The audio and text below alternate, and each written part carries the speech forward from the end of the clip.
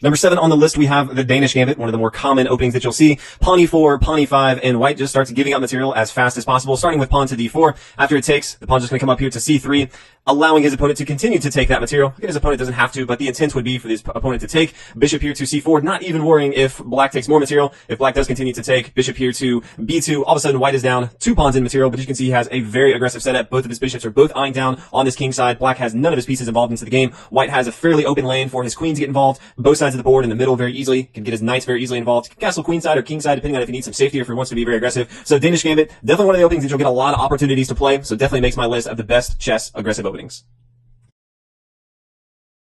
Number 6 on our list is the Cochrane Gambit, definitely one of my favorites. After pawn to e4, pawn e5, knight here to f3, pretty common moves from both sides. If black tries the Petrov defense, which is not the most common, but you do see it every now and then, white's usually going to respond with knight to e5, followed by pawn to d6, kicking this knight back. The knight usually comes back here to f3, and then we see the knight take here on e4 and things continue. But this is kind of boring, and I like aggressive openings. So instead of white moving his knight back, in the Cochrane Gambit, he's actually going to play knight to f7. Now he's going to be giving up his knights early on. Now black pretty much needs to take this material, or he's going to lose his queen or his rook, which seems extremely bad. So he needs to take this, but this is going to be completely fine. This is what white wants in this position. He's given up a knight and material, and in exchange, he has 2 pawns, and his opponent's king is wide open, and white can pretty much attack it the rest of the game. So there's a separate video on that, so I won't go into it, but definitely a fun, aggressive opening.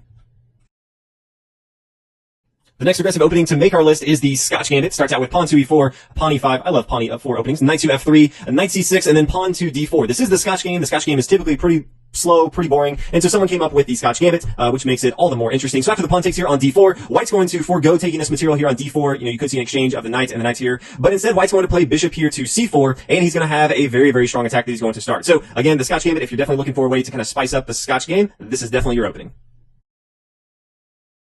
The next aggressive opening to make our list, you guessed it, it is the King's Gambit, my favorite personal opening to play. Pawn to e4, pawn e5, and then pawn to f4, giving up material. If you haven't played this before, it's definitely great for not only beginners, but those people who have been playing for a long time. After the pawn takes here on f4, usually knight to f3. This is kind of the way I play. You can play bishop here to c4 if you want to, but so many fantastic lines that I actually want to go over one of my favorites because it's also extremely aggressive, and so I'll keep it with the King's Gambit, and that is the Muzio Gambit. And so your opponent won't always play into this, but if they play pawn to g5, the typical way for King's Gambit would be to play pawn to h4, and then when they push down, you play your knight to g5, and then you look to get your bishop involved, but this pawn right here is kind of allowing for an outpost on g5. The Muzio Gambit just doesn't really care about all that. It's always trying to get more pieces involved into the action, so it plays bishop here to c4. The pawn's going to push forward, attacking this knight. White doesn't care. White's just going to castle on the king side, and pretty much give up that material. So after the pawn takes, the queen takes right here, and all of a sudden if you look at the setup, that the king side's kind of weakened for black. He has no pieces really involved into the action except this lowly pawn here on f4. All of a sudden from white's perspective, he's castled, he's got his queen involved, he's got his bishop involved. Things are going to be very difficult for black to kind of hold on to all the aggression that white has. So not only is the King's Gambit pretty fun and aggressive, but the Muzio Gambit takes it to a whole nother level.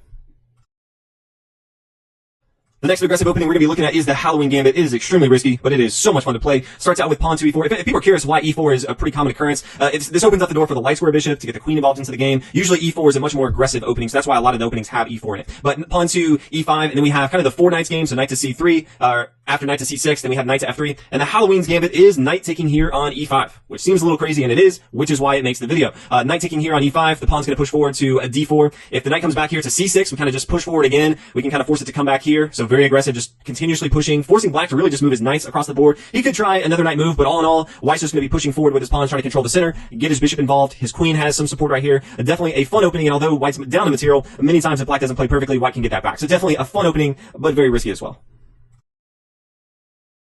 The next aggressive opening we're going to be looking at is our only opening from black's perspective, and it is the Latvian Gambit. I've been playing it more and more just because it's so much fun to see your opponent's face when you play it. They really think you have no clue what you're doing, and it's really fun to play. So pawn to e4, pawn e5, pretty common, knight to f3, which you're going to see all the time. So you're going to have many opportunities to actually play the Latvian Gambit, and then you're going to play pawn to f5.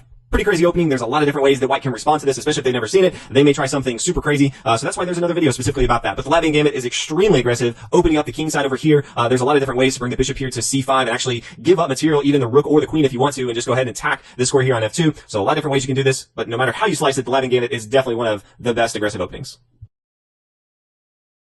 Rounding out our list of best aggressive openings is the fried liver attack. It's just so much fun. I had to include it on the list. Pawn to e4, pawn e5, knight f3, knight c6, bishop here to c4. Gotta love the light square bishop in an aggressive opening. Knight to f6, all very, very common moves. White has many different ways he could play. He could play pretty passive with king castling on the king side. He could play pawn pushing forward, knight to c3. These are all fun, but these are all boring. And that's why we play the fried liver attack. And that's with knight here to g5, getting ready to play knight taking here on f7. Could also, if you really wanted to, play bishop here on f7. But all in all, White's looking to exchange material off the board. A lot of material. Get that king here to f7. Go ahead and get that queen involved into the game, attacking if he needs to, and just chase this king all over the board. If you haven't played it, I definitely recommend it. If you haven't watched the video, also recommend watching that. There's a lot more to this. So many different lines that both sides can go to. But all in all, it is a fantastic opening and definitely makes the top of the best chess aggressive lines that I have. So hope you guys enjoyed this video. If you have any more requests for top video openings or anything else you'd like to see, let me know. If you have some other aggressive openings that I didn't include in this list, feel free to leave a comment. Let me know. I'm always looking for some great aggressive openings in chess. But hopefully you guys enjoyed this video. I'll see you on the next one. Thanks for watching.